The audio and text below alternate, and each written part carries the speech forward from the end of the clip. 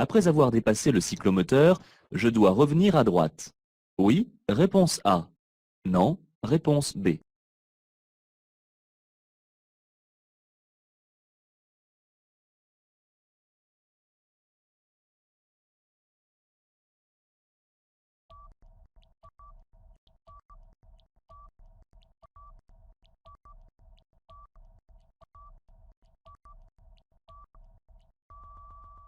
Bien que la circulation soit chargée, elle n'est pas vraiment établie en file. J'aurai suffisamment d'espace pour me rabattre tout en laissant les distances de sécurité. Le dépassement est pour moi autorisé par ce panneau. Oui, réponse A. Non, réponse B.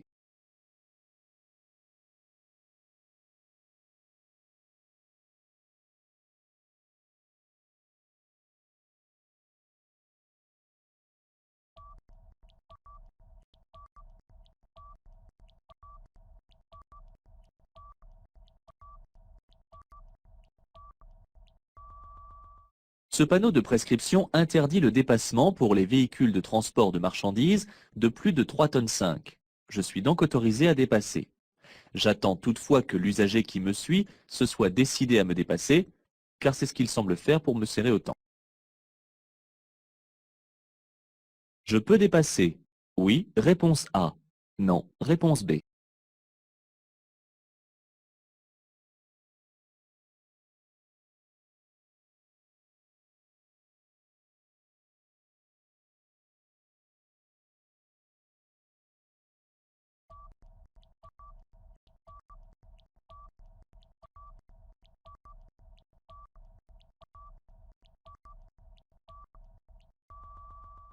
Bien que je sois prioritaire à la prochaine intersection, je ne peux pas dépasser ce véhicule. La ligne de dissuasion autorise uniquement le dépassement des véhicules très lents. De plus, la visibilité à l'avant est mauvaise, car j'approche d'un sommet de côte. Pour le moment, je reste donc où je suis. Lorsque je serai de l'autre côté de ce sommet de côte, si la signalisation me le permet, et si toutes les conditions de sécurité sont réunies, je pourrai alors dépasser ce véhicule. Le véhicule de pompier circule à allure lente. Il est prioritaire. Oui, réponse A. Non, réponse B. Je peux continuer le dépassement? Oui, réponse C. Non, réponse D.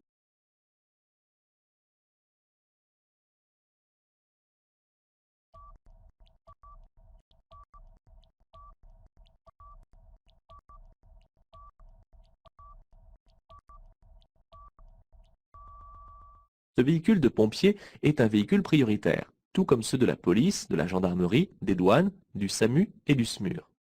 Lorsqu'il utilise ses avertisseurs spéciaux sonores et ou lumineux, je dois lui céder le passage. Et en cas de besoin, je dois même m'arrêter ou ralentir pour lui permettre de me croiser ou de dépasser. Même s'il utilise ses avertisseurs, il n'est pas interdit de le dépasser si je ne gêne pas sa progression. Pour dépasser ce cycliste, je laisse un intervalle latéral d'au moins 50 cm. Oui, réponse A. Non, réponse B. J'actionne mon clignotant gauche. Oui, réponse C. Non, réponse D.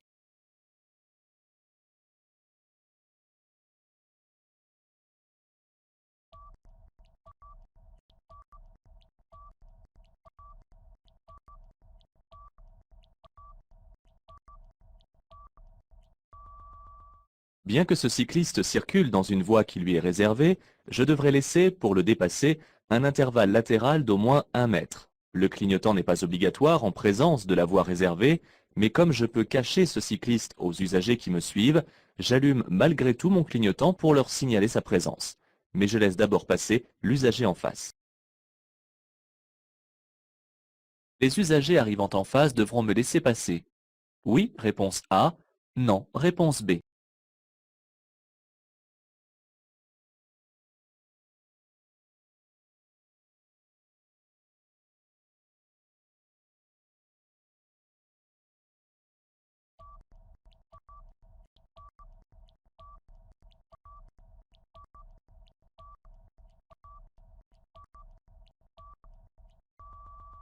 L'obstacle à la circulation n'est pas de mon côté.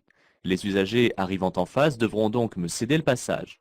Je ralentis cependant car le virage cache la visibilité et il peut y avoir des ouvriers sur le chantier mobile.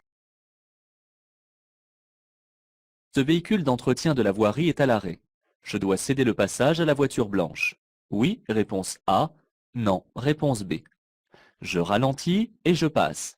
Oui, réponse C. Non, réponse D.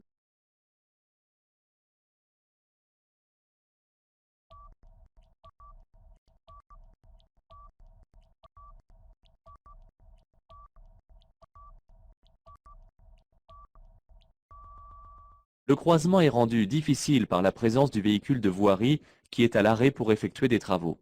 C'est au conducteur qui a l'obstacle dans sa voie de circulation de céder le passage à celui dont la voie est libre.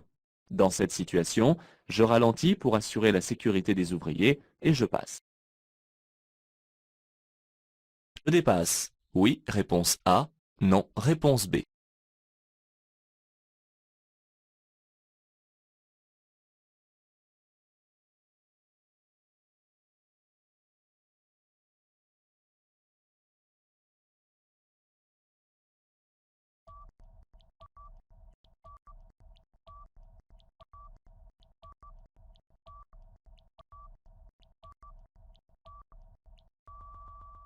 Attention, il ne faut pas oublier de regarder dans les rétroviseurs et surtout le coin du rétroviseur. Sinon, on tombe dans le piège, car le marquage au sol et le sens unique m'autorisent à dépasser. Avant de prendre la décision de dépasser, je m'assure toujours que je peux le faire sans danger. En observant dans le rétroviseur intérieur, je me rends compte que des véhicules arrivent sur la voie de gauche. Elle n'est pas libre. J'attends pour dépasser. Je continue de dépasser ce premier camion. Oui, réponse A. Non, réponse B. Le deuxième camion. Oui, réponse C. Non, réponse D.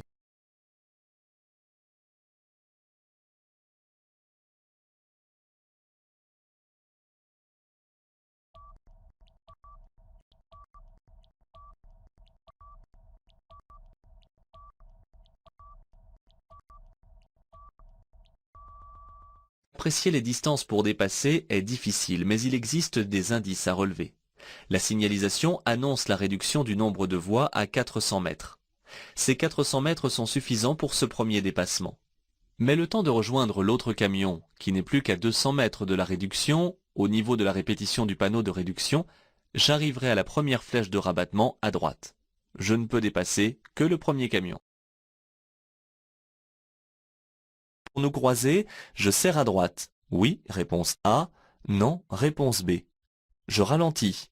Oui, réponse C. Non, réponse D.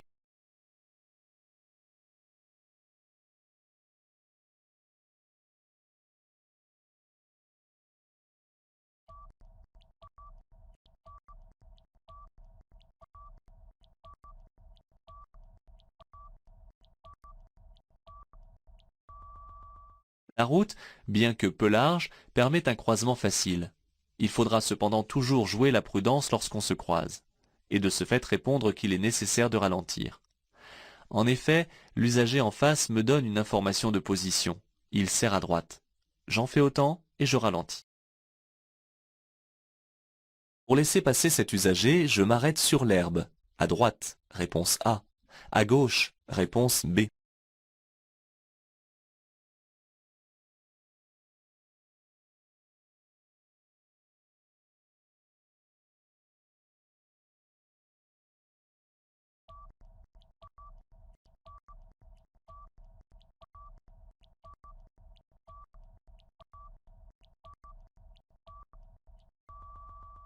Attention, le véhicule garé à gauche est en stationnement.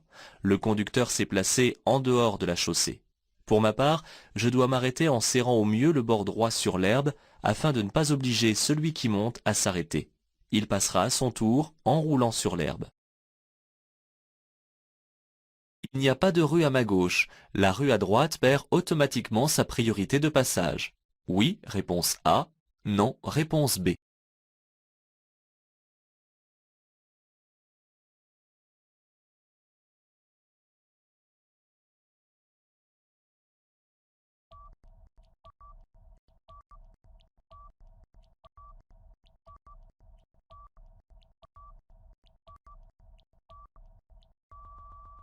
Attention aux divers tracés des intersections. Elles peuvent être en T, en Y ou encore en X. Les règles de passage ne changent pas au gré des infrastructures. Tout usager arrivant à ma droite passe avant moi lorsqu'il n'y a pas de panneau d'intersection imposant une règle spécifique. Je dois donc ici céder le passage à un usager qui se présenterait à ma droite. Pour des raisons de disponibilité de place, le stationnement sur une aire de repos est limité à 15 minutes. Oui, réponse A. Non, réponse B. 2 heures. Oui, réponse C. Non, réponse D.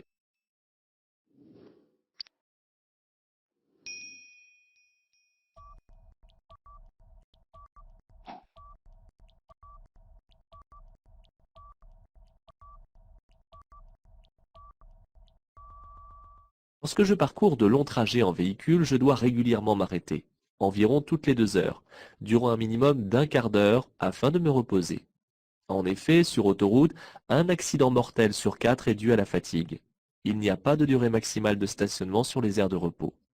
Si je suis trop fatigué et que j'ai besoin de dormir plusieurs heures, je peux le faire sans problème. Il est en effet préférable de perdre quelques heures pour se remettre en forme que de perdre sa vie et éventuellement celle des autres en circulant fatigué. J'entre dans une zone où le stationnement est interdit. Oui, réponse A. Non, réponse B. Réglementé. Oui, réponse C. Non, réponse D.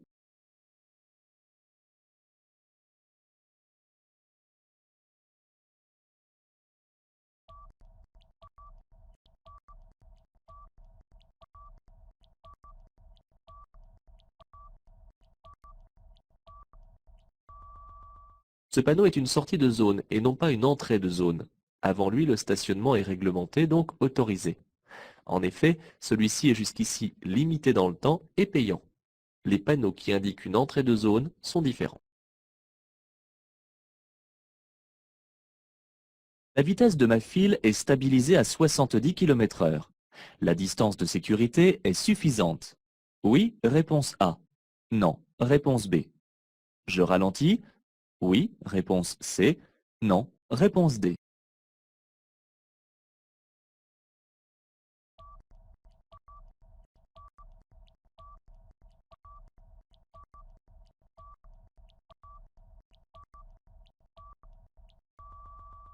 70 km/h, je parcours en une seconde environ 20 mètres. La distance de sécurité de 2 secondes est donc de 40 mètres. Si l'on tient compte du marquage de la bande d'arrêt d'urgence, soit un espace et un trait, il y a bien 50 mètres et ma distance de sécurité est suffisante. Je n'ai donc aucune raison de ralentir, d'autant plus qu'un véhicule est en train de me dépasser, visible dans le rétroviseur. Le permis probatoire oblige l'apposition du A durant 1 an, réponse A. 2 ans, réponse B. 3 ans, réponse C.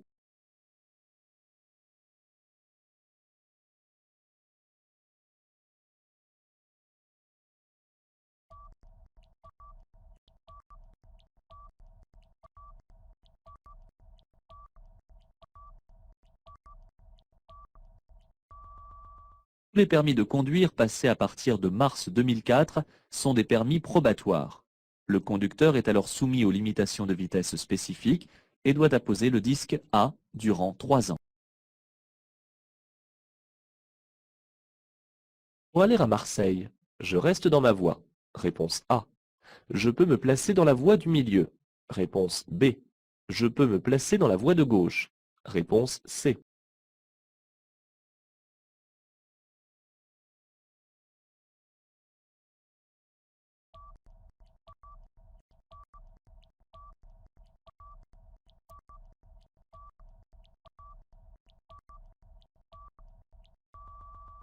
Même si le panneau bleu indique que les 3 voies permettent de suivre la direction de Marseille, je dois continuer de circuler dans celle de droite, sauf si j'effectue un dépassement. En cas de non-respect de cette règle, je risque une amende. Pour m'arrêter en toute sécurité, j'actionne mes feux stop avant de freiner. Oui, réponse A.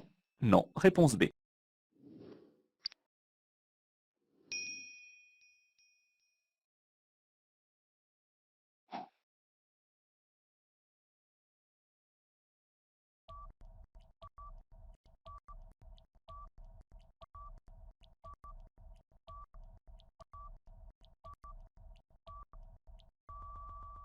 J'entre en agglomération et je vois au loin un feu au rouge.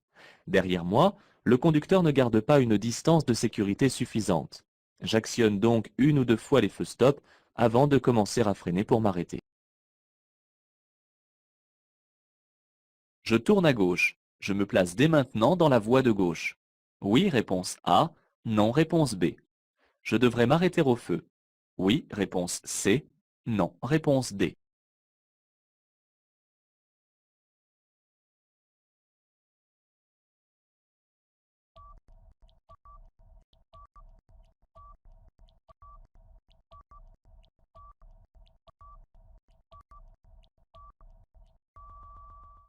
Je me situe au début de la voie de stockage, permettant de tourner à gauche. Je me place dès maintenant. Le feu rouge concerne toutes les voies de circulation. Je dois donc m'arrêter. Rond-point, je devrais céder le passage aux usagers circulant sur l'anneau. Oui, réponse A. Non, réponse B. M'arrêter avant d'entrer sur l'anneau. Oui, réponse C. Non, réponse D.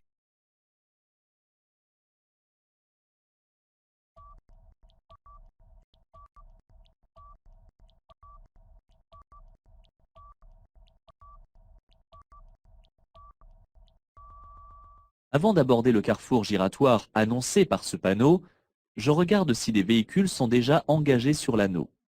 Le cas échéant, je m'arrêterai pour leur céder le passage. Si la voie est libre, je ne m'arrête pas, mais je m'insère tranquillement. À la fin de la bande cyclable, les cyclistes doivent me céder le passage. Oui, réponse A. Non, réponse B.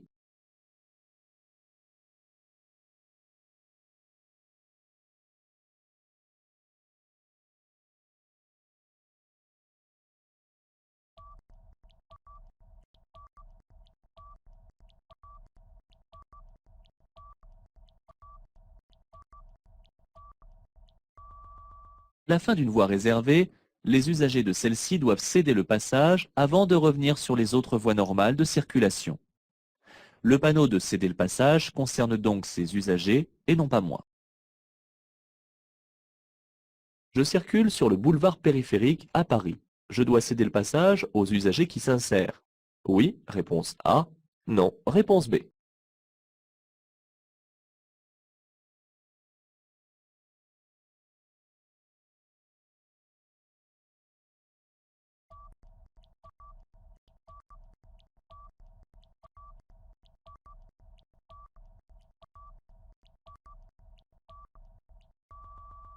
En règle générale, les usagers qui s'insèrent sur un grand axe de circulation ont une signalisation afin de céder le passage à ceux qui y circulent déjà. Mais sur le boulevard périphérique parisien, aucune signalisation n'indique la règle de priorité à appliquer aux intersections. Je dois donc céder le passage à droite. Je vais en direction de l'aéroport de Mérignac. Je circulerai sur un itinéraire européen. Réponse A. Un itinéraire de délestage. Réponse B. Un itinéraire important. Réponse C. Un itinéraire de localité proche. Réponse D.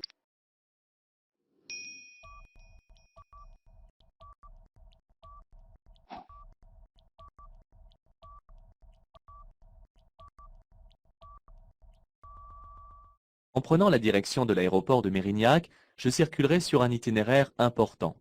Les panneaux à fond vert désignent les itinéraires en direction des villes importantes. Les panneaux à fond blanc désignent les itinéraires de proximité. Un itinéraire européen est surmonté d'un cartouche vert et un délestage est à fond jaune. Le marquage au sol est permanent. Réponse A. Temporaire. Réponse B.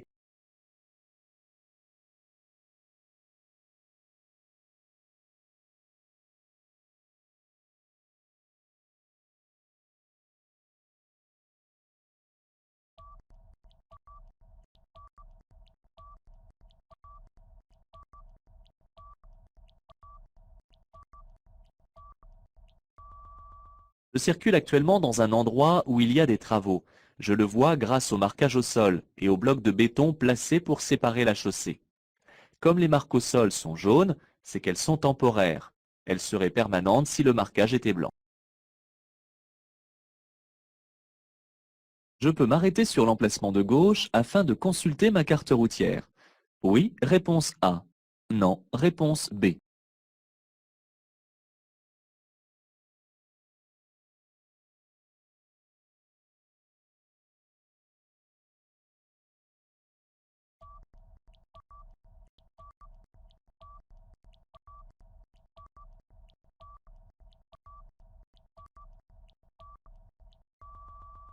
Hors agglomération, il est autorisé de stationner sur l'accotement de gauche quand il n'y a pas de place à droite.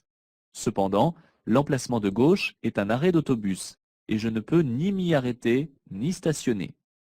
De plus, stationner à contresens dans cette situation serait dangereux, car pour repartir, la visibilité est mauvaise à cause du sommet de côte. Je circule sur une chaussée à sens unique. Oui, réponse A. Non, réponse B. Les fourgonnettes blanches sont en infraction. Oui, réponse C. Non, réponse D.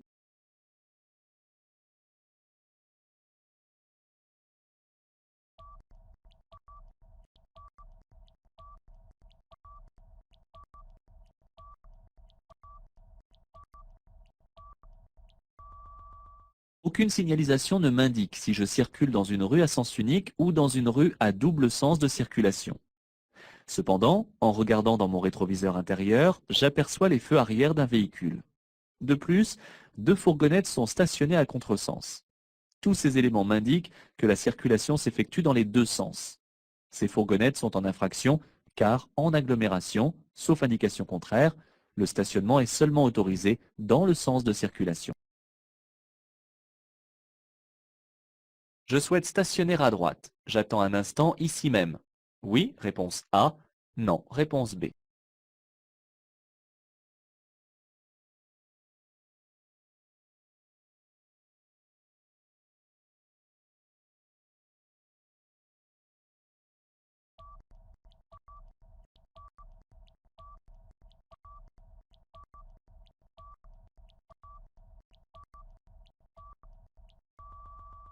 Avant de m'engager dans l'espace libre, je vais dans un premier temps attendre ici, afin de comprendre ce que désire faire le conducteur de la camionnette.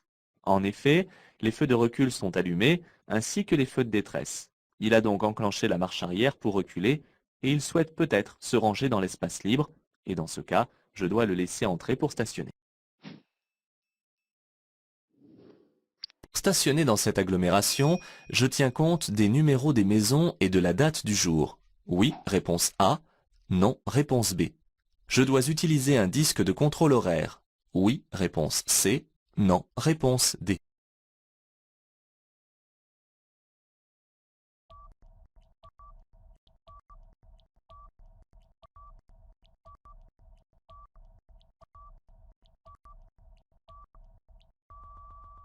Attention à ne pas oublier une information donnée par ce panneau de zone. Il y a des chiffres et un symbole. J'entre dans une agglomération où le stationnement s'effectue par alternance semi-mensuelle. Pour savoir de quel côté stationner, il faut en effet tenir compte de la date et des numéros des maisons. Mais la durée horaire est aussi limitée, comme l'indique le symbole du disque, dont je dois me servir en le plaçant derrière le pare-brise. Dans cette zone industrielle, je peux stationner durant 1 jour, réponse A. 7 jours, réponse B. 10 jours, réponse C.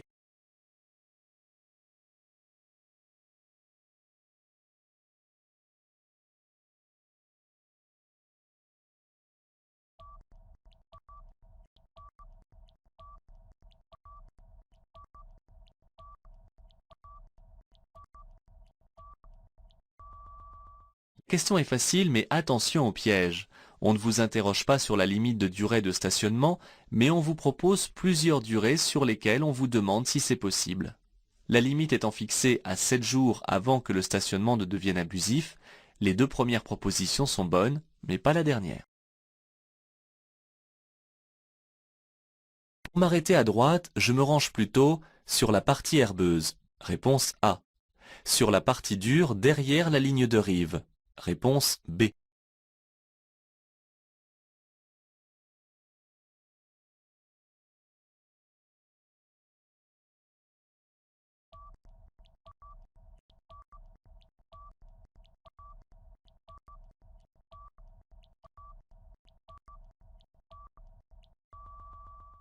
Apprenez à reconnaître les lieux et les aménagements.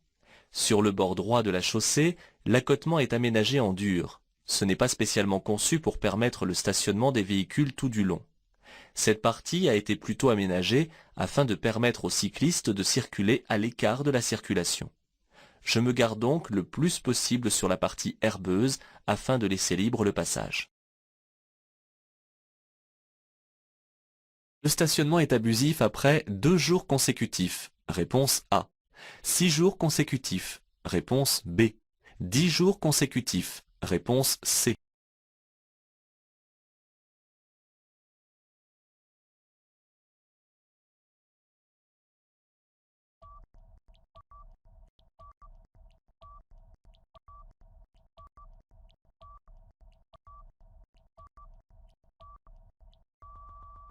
Le piège, c'est que la bonne réponse n'est pas précisée.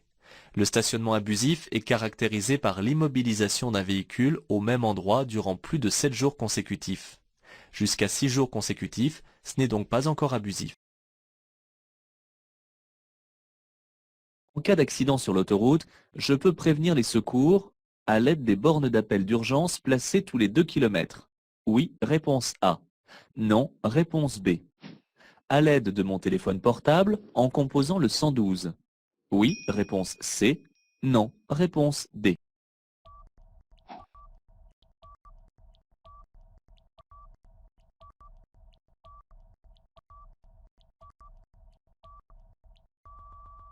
En cas d'accident sur l'autoroute, je peux prévenir la police ou la gendarmerie à l'aide des bornes d'appel d'urgence situées tous les 2 km.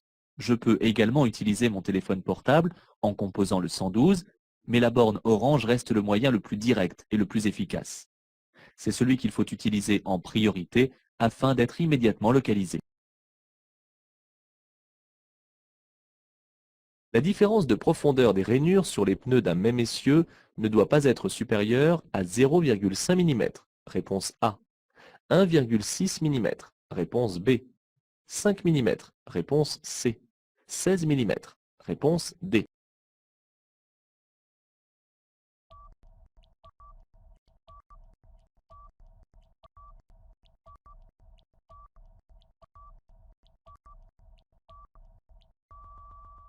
La différence de profondeur des rainures sur les pneus d'un même essieu ne doit pas être supérieure à 5 mm. C'est d'ailleurs pour cette raison qu'il est nécessaire de changer les deux pneus d'un même essieu en même temps. Les pneus neufs se montent à l'arrière.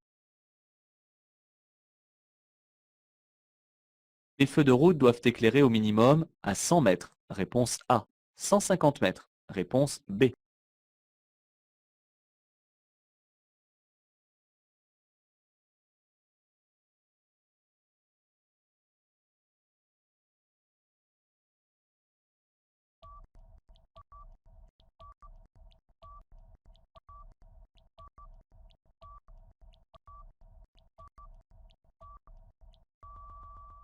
Les deux feux de route émettent une lumière blanche ou jaune et doivent éclairer à 100 mètres au minimum.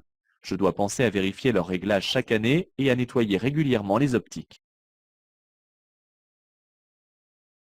Ce miroir est un indice qui peut m'informer sur la présence d'une entrée de priorité. Oui, réponse A. Non, réponse B. D'une intersection. Oui, réponse C. Non, réponse D.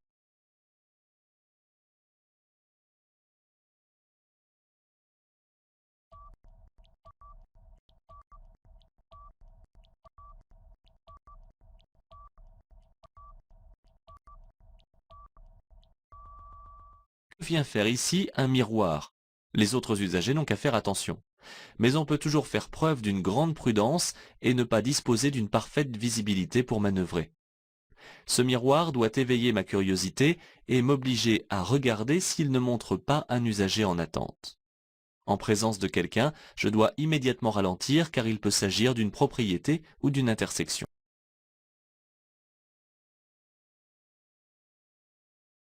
La partie manquante de cette attestation est déposée sur le tableau de bord. Réponse A. Sur le pare-brise du véhicule. Réponse B. Sur la fourche d'une moto. Réponse C.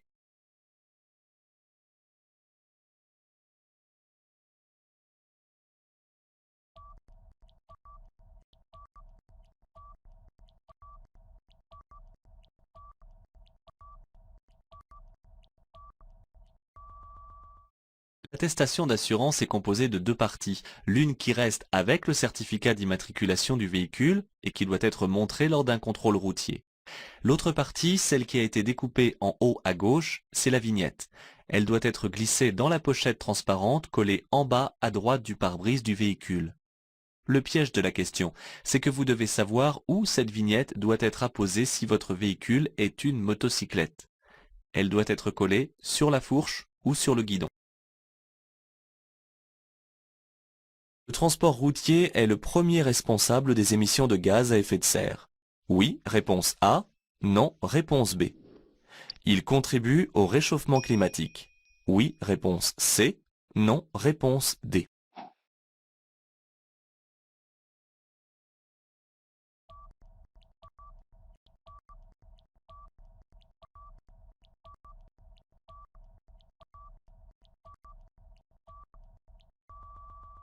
Et oui, c'est pourtant vrai. Le transport routier est le premier responsable des émissions de gaz à effet de serre et il contribue au réchauffement climatique. Je peux contribuer à la baisse de pollution en réduisant ma consommation de carburant. L'éco-conduite est un mode de conduite plus souple, plus calme et sans à-coups qui a aussi pour effet de diminuer les risques d'accident. La température est très négative. Ici, la distance de freinage est la même que sur sol sec. Réponse A. Est doublée par rapport au sol sec. Réponse B. Est beaucoup plus longue que sur sol humide. Réponse C.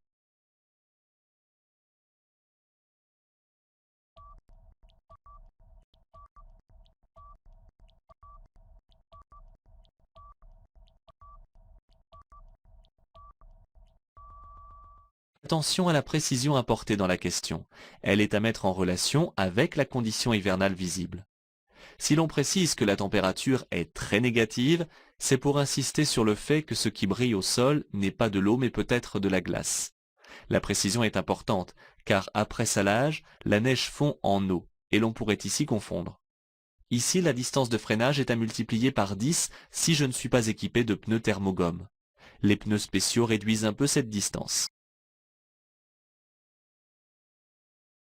Réduire la vitesse permet de réduire la pollution par les gaz carboniques. Oui, réponse A.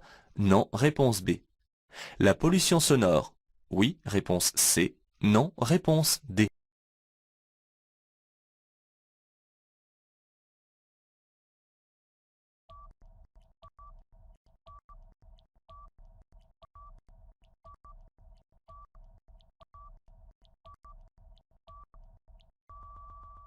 Attention, il n'existe pas que la pollution due au gaz d'échappement. N'oubliez donc pas de répondre aux autres propositions. En diminuant la vitesse, j'économise du carburant, mais pas que cela. Je diminue en effet la production de gaz carbonique, mais aussi le bruit, raison pour laquelle, à proximité d'habitations, on trouve de plus en plus des murs anti-bruit, comme ici, associés à une limitation de vitesse. J'économise aussi mon moteur et les pneus. En fait, le véhicule est le conducteur. Pour m'arrêter dans une zone 30, j'ai besoin de 4 mètres. Réponse A. De 12 mètres. Réponse B.